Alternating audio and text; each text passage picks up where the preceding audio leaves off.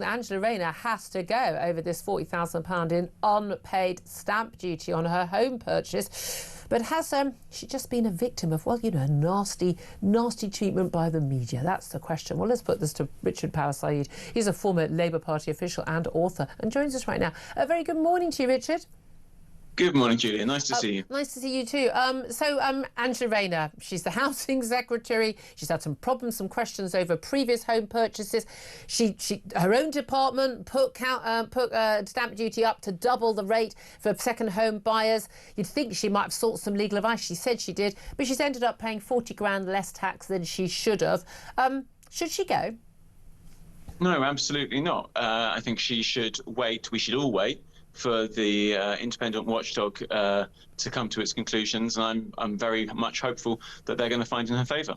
Why should we wait for the independent watchdog where, in this case, when Angela Rayner has called for people to resign long before we've had a report from an independent watchdog for Tories caught up in similar scandals? So I think it's specifically the Nadeem Zahawi case that people have been talking about.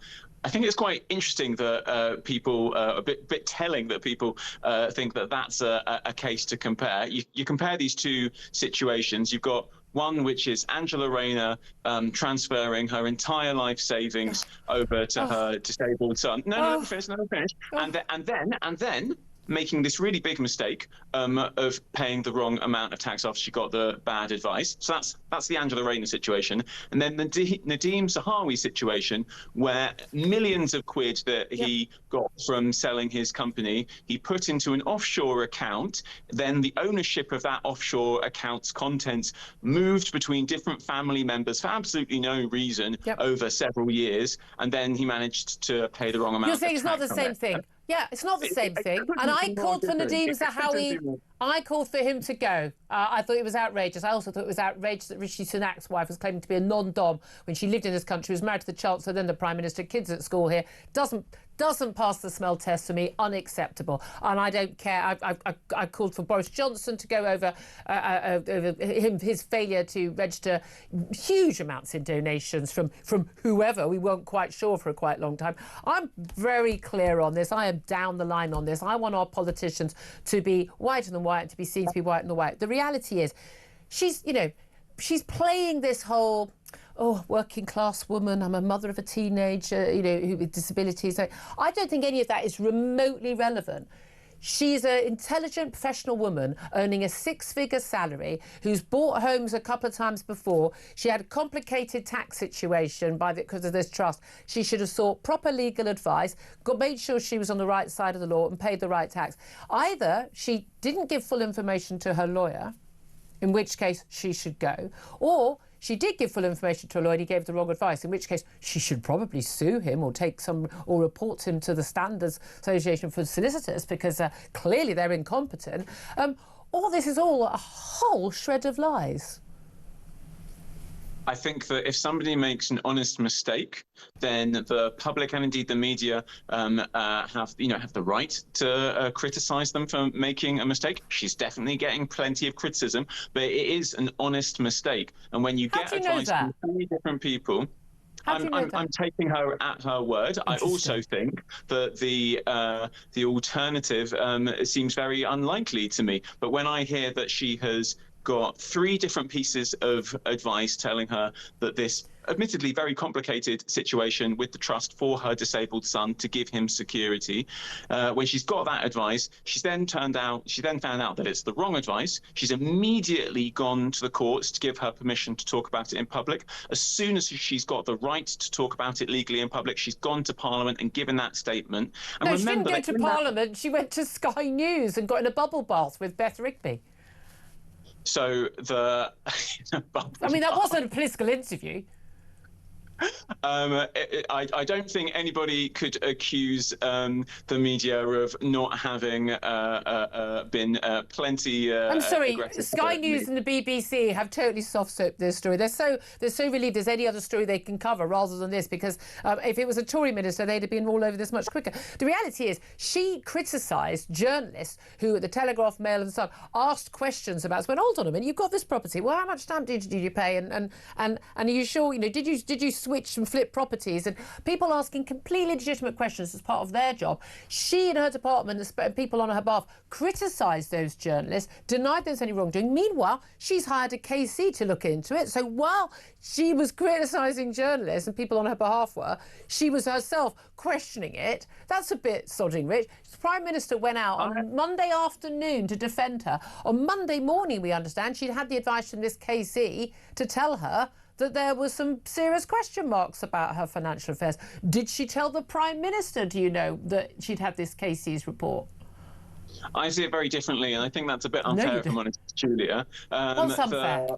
Let's bear in mind that when she gave this statement, she was very clear that actually all of these specific accusations that had been made against her over the last several days were wrong, right? That was the whole point of the statement. It was saying the specific accusations that have been made against me were wrong, but I have found out that I've made another totally different mistake. No, there were specific allegations about whether or not she'd paid enough stamp duty, because it was publicly available information that she hadn't.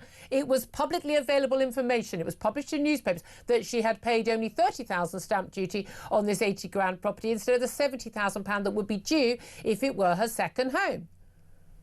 All of those accusations were based upon completely false readings of the situation with the trust, and she was then forced to reveal all this personal information that I think most people would say she should be allowed to keep it private. She shouldn't have to tell us about the terrible things that happened when her baby was born. She shouldn't have to tell us about how difficult it is to live when you've been divorced and your kid's disabled and you want to give security to your child over I hate to tell you, no, I've got no requirement for her to tell us about that, but she'd already told us about that. She's done interviews, with the Mirror, a year or two ago, telling us about that, talking about her disabled son. Genuinely, I've asked around my friends who have nothing to do with politics. None of them knew whether she had one kid, two kid, three kid. They knew vaguely she had a kid when she was 16 and that she'd become a grandmother. They knew nothing about any other children. They knew nothing about a divorce. They knew nothing about one of her children being disabled as a result of something happening at birth. That information, though, is some information she has volunteered. She's talked about it in speeches, as she's entitled to do. She talked about it in interviews with, friendly newspapers like the Mirror. I consider politicians' private lives to be private unless there is wrongdoing. And I absolutely believe that politicians' children's privacy is sacrosanct. So you would, no issue on that. She is the one who has breached that privacy. I don't see what her son being disabled as a result of negligence at birth, and she's got this payout from the NHS, we don't know how much in 2020. I don't see what the hell that's got to do with her not paying her full stamp duty. So it's because she's had because of that family background, the ownership of this house that she co-owned with her now ex-husband got put into a trust, and because of the complications around how you deal with these kinds of trusts, which I think most of us would find pretty complex in terms of tax, that's why she's ended up paying the wrong amount. No, it's not. No, it's not, because the whole point is this is nesting arrangement. It's part of the divorce. So one of them is in the house with the kids, and then the other one is in the house with the kids, and they both have to have other properties to live in when the other one's in the house. Very nice arrangement that can keep, particularly for a disabled child, so that they can keep the continuity. And the house has been, given lots and lots of refurbishment to make it sure it's suitable for a 17-year-old with, we don't know what his disabilities are. That's the family's business. We have no need to, no right to know any of that information. But that doesn't require the house being put into a trust. It doesn't require her to take 162k out of that house. People are saying it's the money from the medical negligence payout from the NHS, or it may just be the equity she had in her quarter of or her half of the home before that case. I don't know. I'm not passing judgment on that.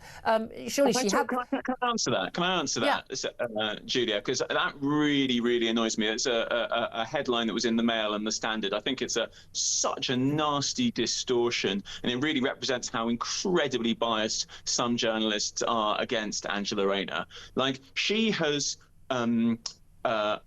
she's taken her life savings, basically everything that she owns, and put it into a trust for her son so that he's got security for the rest of her life. When did she say? No, that's not what she said. That is not what she said. She didn't put her life savings into that trust. She had equity in her home, and so did her husband, and they put it into trust. Many people would argue that's just a way of dodging tax, dodging inheritance tax when they die, just handing it over now. 50% of the property is in trust for the son, and then 25% her husband keeps, 25% she keeps, and she's kind of got the trust to pay her for the 25%. But that's not her putting her life savings into, that's just mums and dads paying for their teenage children, which is like what we all do.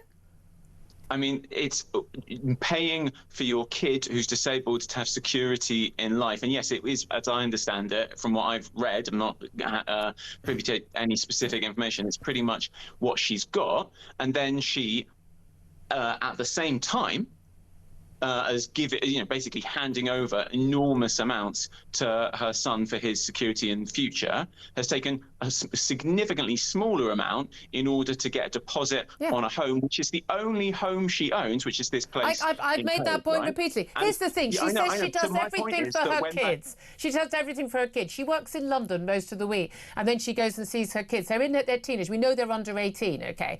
And yet she's bought a home in Hove. I mean, which is hundreds of miles away. I'm just saying, as the mother of a teenager, I find that a bit weird. It's so wild that we think that this is a conversation to be having in like a news program. No, it's none of my business.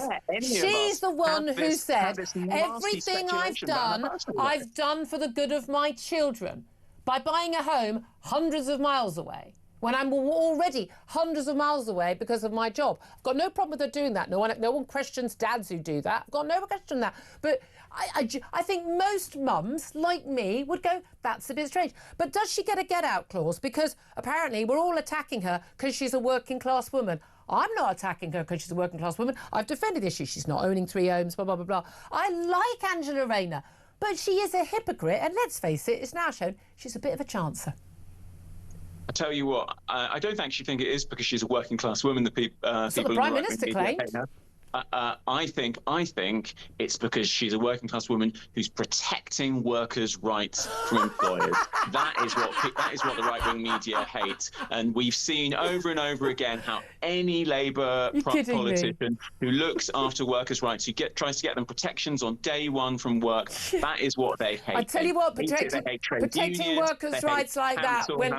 Well, I tell you what, if you're protecting workers' rights, you know what workers most want? A job in the first place, and there are few of those about as a result of the policies that she is supporting in this government. Richard Power Sayeed, I'm going to give you a little round of applause for a valiant effort to defend Angela Rayner. I don't know how well that's going to work out, but all credit to you for trying. Former Labour Party official and author Richard Power Sayeed. Very quick response from Philip Ingram, who has laughed out loud as much to that as I did. I mean, all credit to him for trying.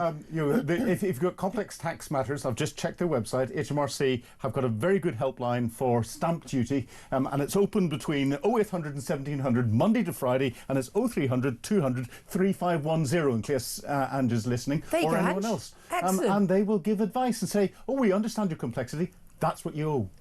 There you go. There you go, Angie. Or, I mean, she could have just wandered down the road from her department, phoned Rachel and said, and to the Treasury and said, hello, can you help us with that? Again, you'd think she'd know at least one lawyer given this government. Anyway.